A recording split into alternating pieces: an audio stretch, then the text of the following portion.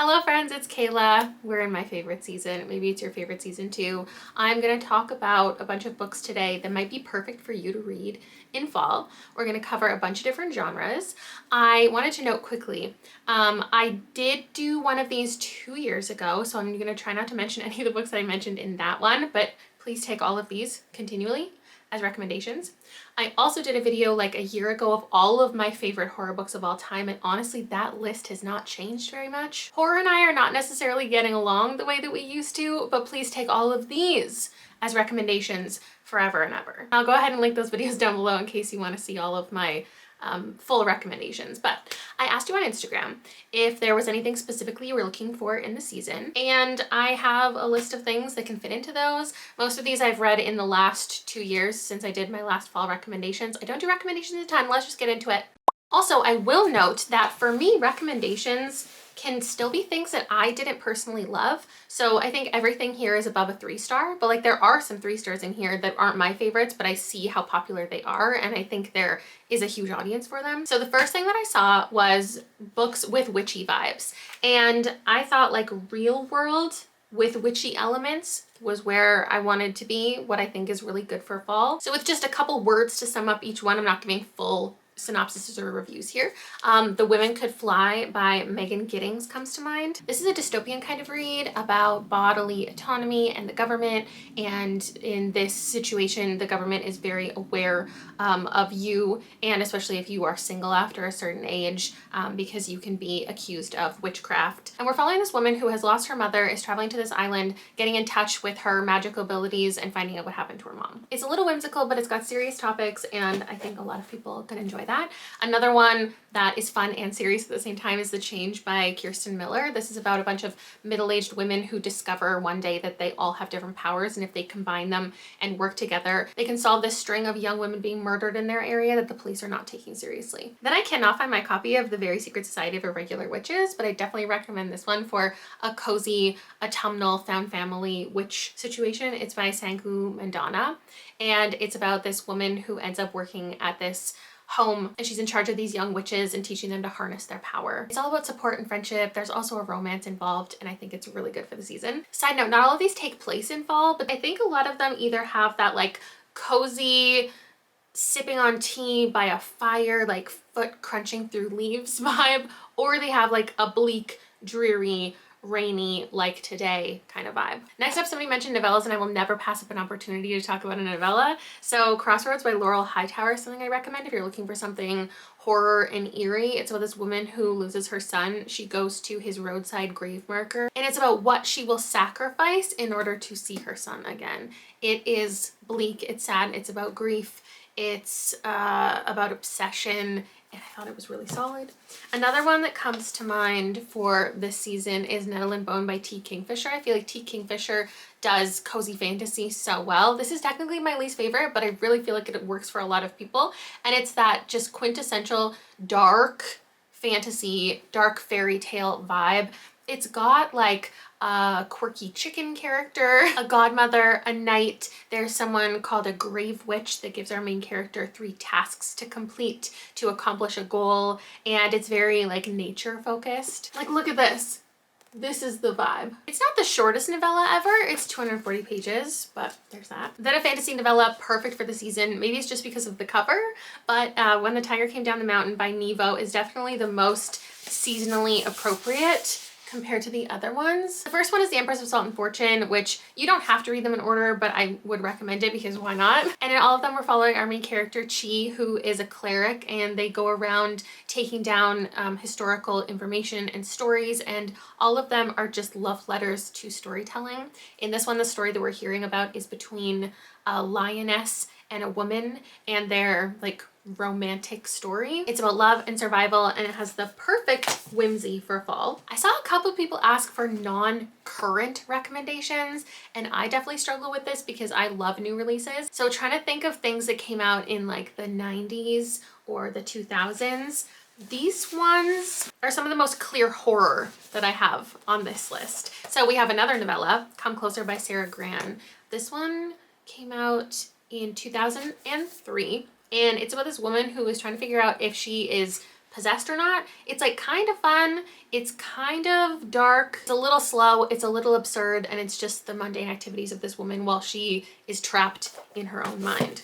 And then we've got The Between by Tana Reeve Dew, which I do feel like I've recommended these fairly recently. This came out in 1995. I just don't have that many from this era to recommend. But this is about a man and again, this like dark evil force taking over his mind. It has a lot of family drama in it and how these paranormal forces are tearing his family apart. And I know in this day and age, nobody really needs to be recommended Stephen King, but there is one I've never really talked about, and that's The Girl Who Loved Tom Gordon. I feel like I need to reread this before I can give a clear, certain recommendation, but I know that I enjoyed this when I read it as a teen. It came out in 1999, and it's about this girl who goes on a hike with her brother and mother, and they are arguing the entire time. And so she goes off on her own and ends up getting lost and just has to survive both the elements and maybe a dark force that's following her. I think the most common thing that comes up this time of year is people looking for haunted house stories, and I am no different.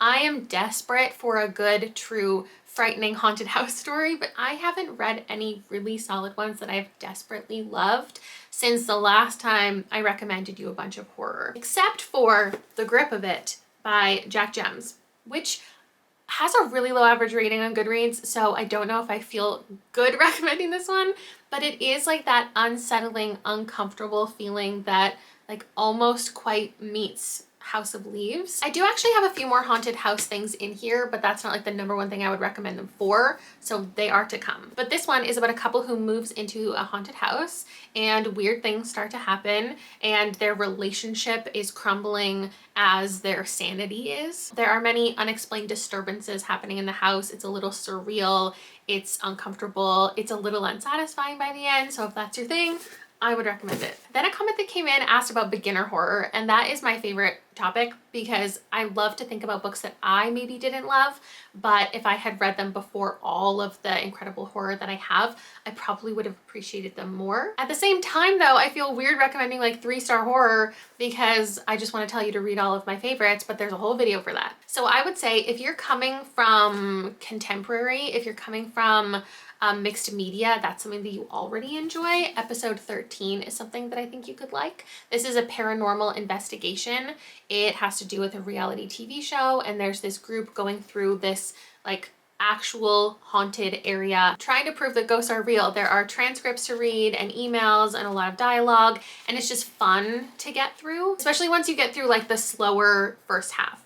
But if you're not used to horror and you don't need it to like get wild right off the bat, I think you could appreciate that one. Another one that comes to mind is a haunted house story. I just finished it. I'm going to be reviewing it in an upcoming vlog. It's The September House by Carissa Orlando. And I just feel like this is what a lot of people are looking for this season, especially if the scarier, unsettling horror hasn't been working and you want something that's more fun, but it's still gory and objectively like a haunted experience. The ghosts are some of the main characters in here. Our main character is living in this house where blood pours down the walls, and she just has to live with people who have missing limbs and who have bleeding eyes. And it might sound scary, but it is more on the goofy side, and she has her daughter come stay with her, and there's a little mystery for them to solve together. And then my third one, a good Halloween read, would be All Hallows by Christopher Golden. I think if you're coming from historical stuff, you could enjoy this. It is slower, it's kind of a neighborhood domestic drama at times, but it does get horrifying for the people involved. It's not a scary read in my opinion, but there's this local legend of the cunning man who lives in the woods, and there's all of these children as a cast of characters who are coming from the past. Again, it has a slower build and you have to enjoy character-driven novels, I think, to really love this one, but I would definitely recommend. Somebody mentioned earthy books or like folk books, outdoor nature stuff.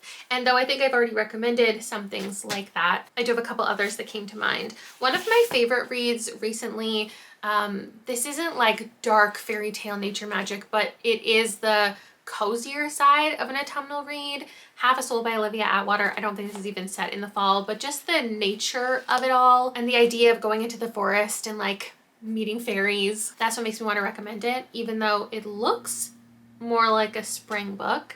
But we have this character who has lost half of her soul. It was stolen from her. And it's a romance, a Regency fairy romance, where she meets this guy. He has some witchy powers and he's gonna try to get her soul back whilst they fall in love. I don't know if it's the perfect quintessential cozy fantasy for the season, but I haven't read that many cozy fantasies, so they are all in this video. The next thing that I would recommend is Slewfoot by Brom, which is about this girl and she is fighting to have power in this society. She is being oppressed and she wants to own land and do her own thing and have her own autonomy. And there's this creature in the woods who has been awakened and they're perhaps able to work together to accomplish their goals. This is also a slower one, but I just feel like maybe slower books appeal to me most in autumn because you just have more time to read, or at least for me, it's not the busyness of summer anymore. It's time to relax and get in the bath and put on some candles, and slower reads are something that I enjoy around this time of year. Another one that I would recommend is Bad Cree by Jessica Johns because of the nature stuff in here. There are birds. That's what kicks off the story is our main character is having dreams and can maybe move things between dreams and real life, is being followed by this murder and is trying to solve this mystery within her family. So she goes and spends time with her family. There's a lot of water, woodsy, magical stuff, magical feelings. It's not like a witch magic spell kind of story, but it feels perfect for fall. This comment asked for recommendations to celebrate Hispanic Heritage Month, so I definitely have some of those. The Hacienda was one of my favorite Gothic books that I read last year. It's by Isabel Cañas. It definitely has that haunted house kind of feel, and there's also romance involved, the perfect pairing in a Gothic book. And we have this woman who is getting into a marriage for stability, security, moves into what she thinks is going to be this perfect manor, and it turns out there is something going on and a mystery involving her new husband and his previous wife. And then she brings in this local priest to battle the forces within the Hacienda. This Thing Between Us by Gus Marino is one that I've talked about a few too many times, but I think it's really special. And when it was first talked about, people I know read it thinking that it was going to be a lot about technology because it talks about how there's this Alexa type device that is sending them strange things and they're getting strange messages. So you are following this couple. The story we're following is this guy who loses his wife, girlfriend, and he goes to stay in this secluded cabin in Colorado to escape his grief, but his grief is following him, represented by physical threats and weird things, earthy, animal, evilness, I guess. It could fit in a lot of different subgenres of horror. I think you'd call it cosmic. It has a lot of political commentary as well. It's dark, but it's also a little bit funny at times, which I feel like is a good pairing for autumn.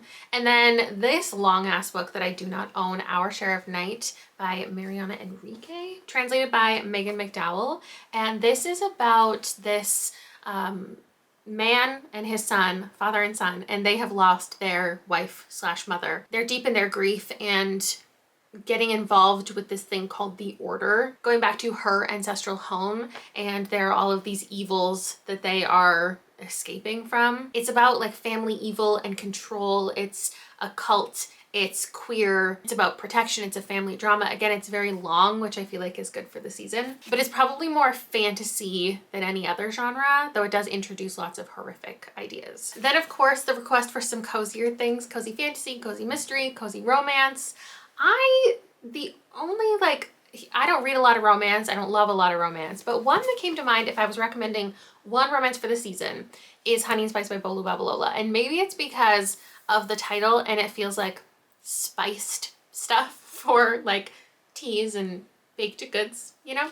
But also I think because it's a kind of academic story, it takes place during school, I automatically associate that with fall and going back to school. And also maybe the covers, I'm trying to figure out when this was set, but the colors of the cover just give fall. And also I read it originally in fall. So all of that is to say this is a fake dating book about this girl who runs a radio show podcast and calls out some boys for their bad behavior around campus. And then one of those guys confronts Kiki. They end up in this kind of rivalry, but also use each other to benefit their own kind of social standing. It was my perfect romance, so I just want to recommend it to someone in some capacity, so there we go.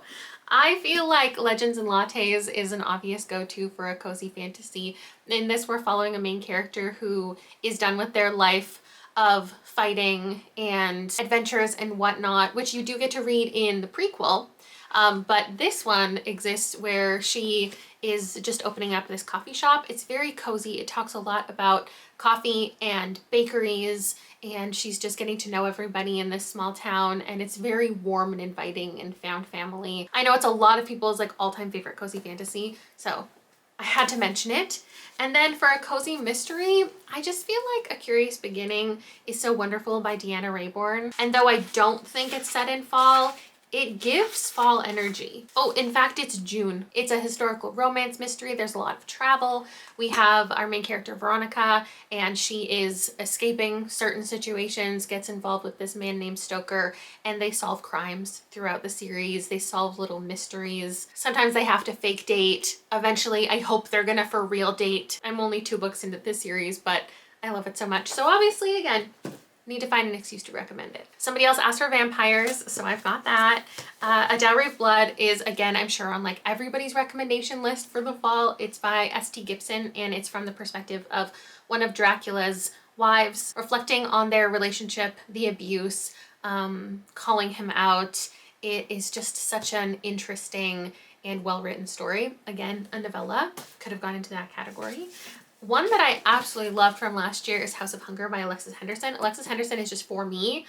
In my last fall recommendations, I gave The Year of the Witching. And this is about a young woman who grew up in not the finer parts of society and gets the opportunity to be a blood maid in the higher parts of society. And once she gets involved in that, finding out the truth about everybody and everything, there are bad relationships in here, deaths, competition between these girls, but it's ultimately like a taking the power back kind of story. And I loved it. And then also Silver Under Nightfall by Rin Chupeco, which is about this vampire hunter who is part vampire. So clearly some conflicts of interest are afoot, but he gets involved with this couple and they're working together to track down these like vampire zombies. Can't remember exactly how it described them, but it is this polyamorous relationship amidst finding out about our main characters like family legacy and the investigation into these evil vampires and everything that they learn. Then my last 2 came to mind but don't really fit in the categories that I thought of this video.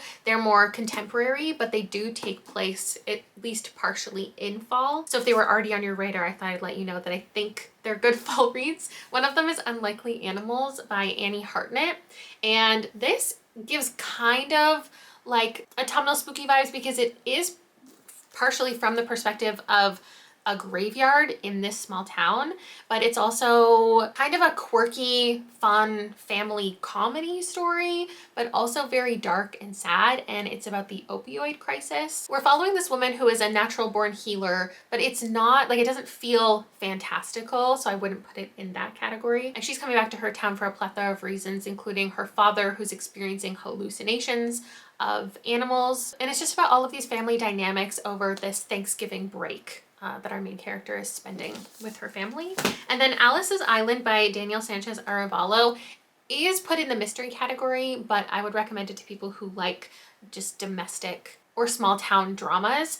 We're following this woman whose husband died, and she doesn't understand like where he was and how he could have been in this location when he got into this car accident. So she ends up moving to the town that he died in and trying to figure out who there knew him and if they know why he was there and any secrets that he has. I do think it starts in summer, but it goes through quite a few months of this woman's life as she's moving there with her young child and currently pregnant and just inserting herself into this town. It's warm and welcoming, but very grief focused and sad, and she's just digging through everybody's information, and it's a story about obsession that I really liked. So those are all of my current recommendations for the season. I'm also going to link down below, just in case you don't follow like any other booktubers or you haven't seen any recommendation videos out there and this didn't give you everything that you were dreaming, I'll link some down below that I've seen. Some where you can get introduced to new creators and people and books that might tickle your fancy. And otherwise, I will see you in a video